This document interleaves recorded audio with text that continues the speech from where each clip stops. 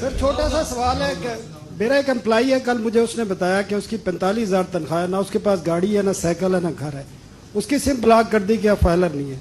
अब दूसरी तरफ मुझे ये बताएं, चेयरमैन साहब भी बैठे हैं, दुबई लीक्स आता है, सैकड़ों पाकिस्तानियों की प्रॉपर्टीज आती है, किसी में जुर्रत हुई है किसी से पूछ ले, किसी जर्नैल से, किसी पार्लियामेंटेरियन से, मोहसिन नकवी से, कि भाई आपने ये कहाँ से प्रॉपर्टी ली। एक 45,000 वाले की सिम ब्लॉक कर दी है जिसके पास साइकिल तक नहीं है, और आप जिनकी अरबों रुपए की प्रॉपर्टीज आई हैं उनसे किसी ने आज तक पूछा है, बल्कि ये मुझे बताया गया है कि एफबीआर को शटअप कॉल दी गई है कि इस तरफ देखना नहीं है। दूसरा सर, लोग देखते हैं आपके एक्शंस को, जो पॉलिटिकल क्लास है, हुक्मरान है। आपने 5,000 यूनिट बिजली फ्री दी हुई है वीवीआईपीज को, 2,000 यूनिट्स आपने गैस फ्री दिए हुए हैं, आपने गाड़ियां फ्यूल फ्री दी हुई हैं।